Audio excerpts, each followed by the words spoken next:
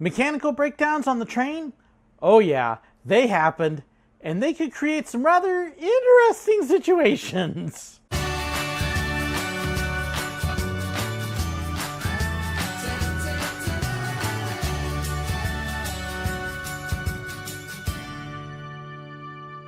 If you like this video, please don't forget to hit the like button and share it. And if you haven't already, hit that subscribe button and the bell so that way you can be notified anytime I've got a new video.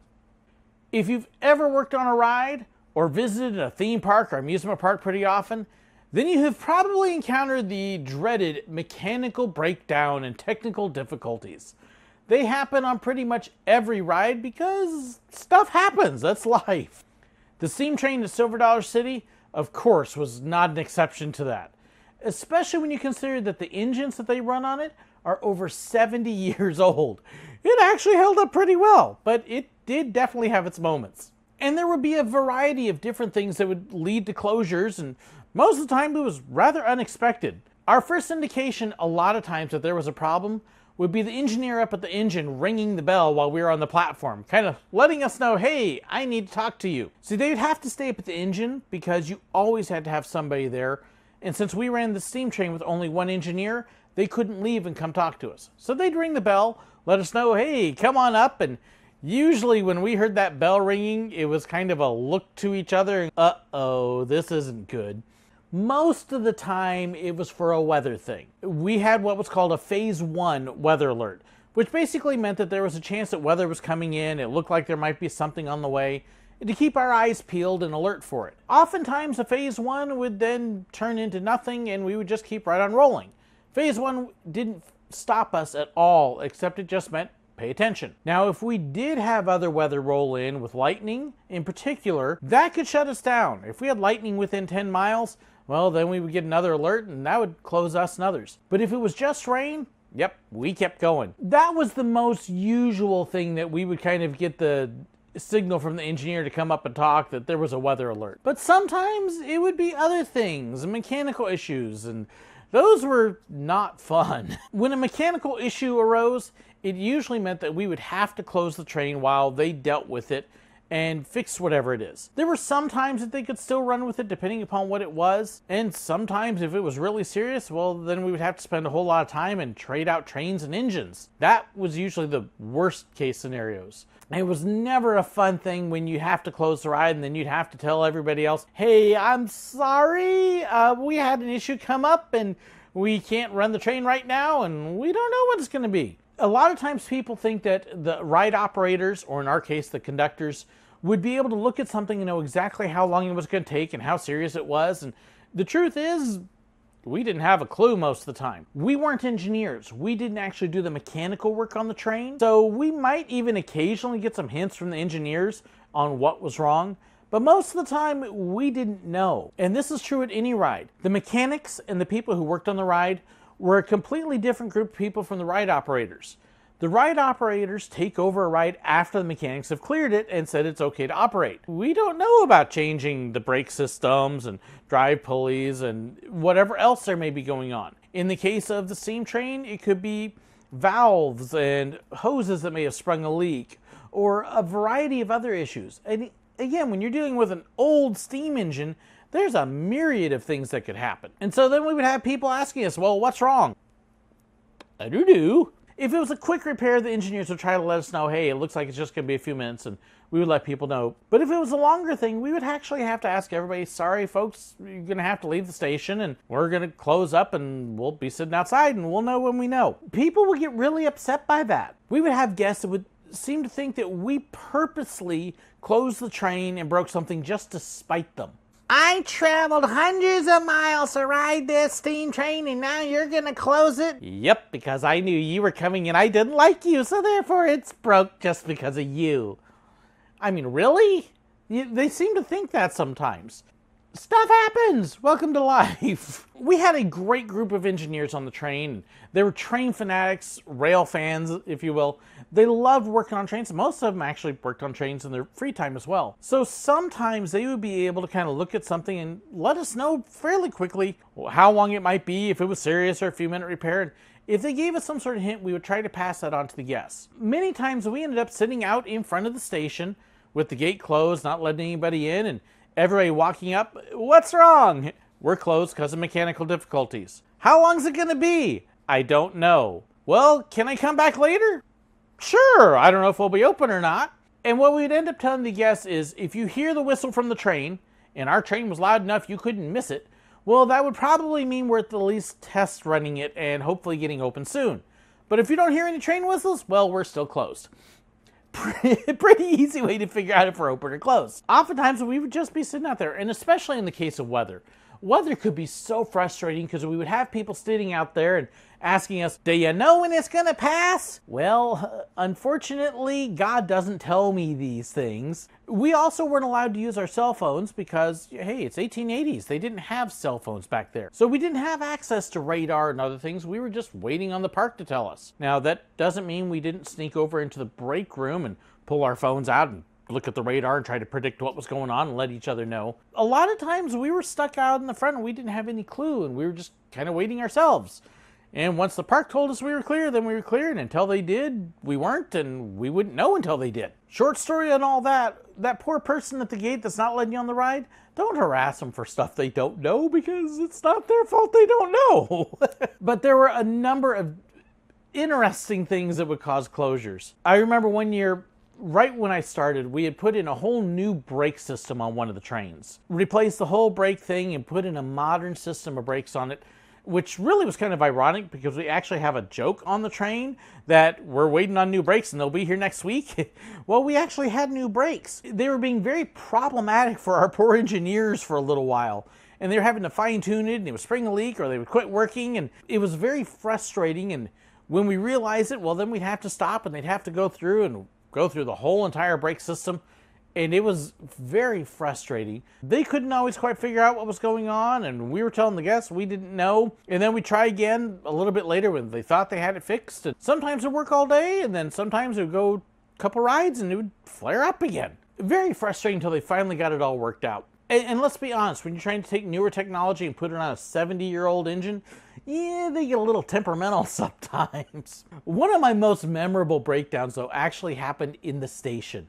It was kind of an unusual thing. I remember being in the station and the train came in, and usually when the train came in, they'd have a little bit of a bell or something, but in this case, the engineer was madly ringing the bell as they were coming in. I'm like, okay, this is not normal, this isn't good. And as he came by, as I was waving him in, the engineer signaling me, "We're down, we're closed." Okay, this doesn't look real good. Gets the train stopped, we get everybody off the train, announce to everybody else, sorry folks, train's having mechanical difficulties, don't know when, it's gonna be a little while, and got everything taken care of, the station cleared out, had somebody up at the gate to let people know, and at this point, not only is the engineer poking around at the train, but he's called in his other co-workers at the roundhouse, and they're starting to swarm around one train. It turns out one of the axles on one of the cars had broken. The wheels are actually standing up still, but the axle in between had snapped. And they were trying to figure out how they're going to be able to move this thing while the park's open, because they can't run their equipment up through the park in the middle of the day. If they're going to leave it parked at the station and try to do it at night, or what are they going to do? Well, somehow miraculously this axle was actually staying steady. And after looking it over and trying to come up with different plans and a lot of gritted teeth and I don't know, they decided that they were going to actually try and back the train back up to the roundhouse. Nice and slow and easy. So you had an engineer in the engine, you had one at the back of the train who actually is spotting them to let them know the tracks are cleared, and then you had another guy or two that was walking along the side of the train by the axle trying to make sure it was going to stay upright, because if it slipped at all, then that meant that the car was derailing and coming off the tracks, and it could have been really ugly then. And they creeped and crawled this thing back past the station, back to the crosswalk where all the guests are watching and probably wondering what's going on and why it's going backwards. Managed to actually get all the way back to the roundhouse with this broken axle. We were down the rest of the day, but we had another train the next couple days and they eventually got it fixed. But that was a rather interesting one. And of course, it created its own logjam of paperwork, that was always fun. when we had a breakdown or a weather outage, anytime we'd have to shut down the train, it would create paperwork. There was what was called a green sheet on the train from the maintenance side of them.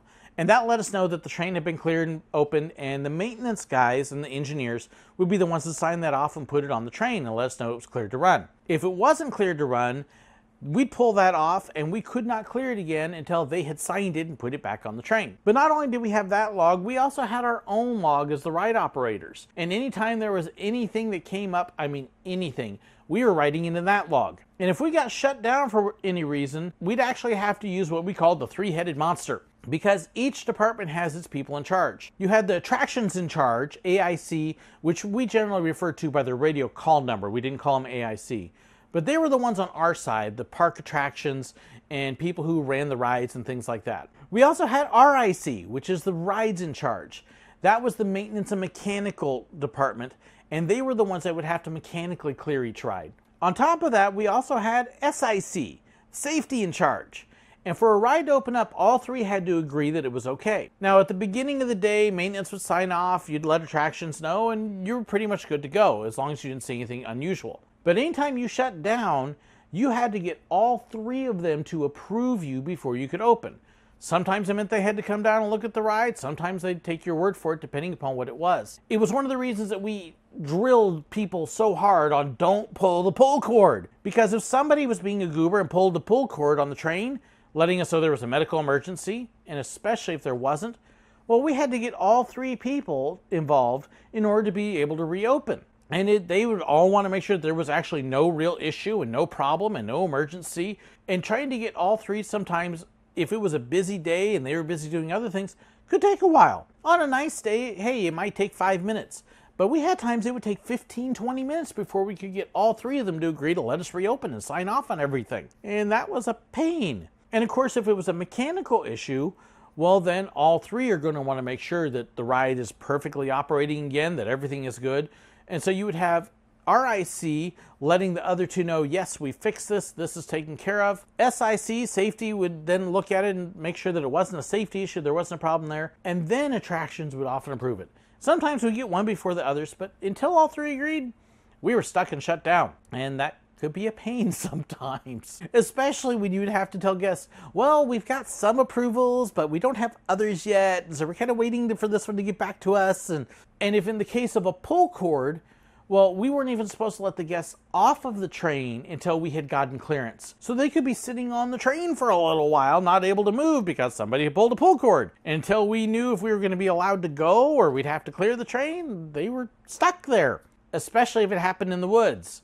Which we did have one breakdown in the woods while I was working. I was actually out robbing the train with another guy, and we had seen the train go by the back of the robber shack and waved at everybody and got ready to do the robbery, and the train doesn't come around the corner. And it just doesn't come and doesn't show up, and it's not there. Where's the train? So we start actually walking down the tracks to find out where our train went. Well, as it was coming around the back side over near the wreck, one of the tie rods, and I may very well have that part name wrong, it's the rod that actually connects the drive wheels on the engine and helps it push and go forward. Well, the cotter pin had actually snapped. And so this rod fell off and the engine stopped and it was stuck and it wasn't going anywhere. And they're custom cotter pins because of the age of the engine. They're not something that just kind of sits around in stock. And so we were looking at this going, well, this is going to be interesting. And the poor conductor on the back of the train is like, what do I do? So me and the other robber, we actually kind of entertained and amused the guests while the conductor was trying to call into the park and engineers calling into the park and trying to figure out what they're going to do. Long story short, they did eventually find a way to jimmy rig this rod and reattach it so they get it back to the station. But not without the guests sitting out in the woods for quite a while and these two robbers just trying to come up with whatever we could to entertain them. It was an interesting deal. So needless to say, mechanical issues on the train? Yeah, they got real interesting sometimes. Thanks so much for watching. If you enjoyed this, hey, please don't forget to hit the like button, share. I'd love to hear your comments. Did you ever run into mechanical issues on a ride, or while you were working get stuck with something, or get stuck and have to get evacuated? That's one thing I never did do. I never had to evacuate the train.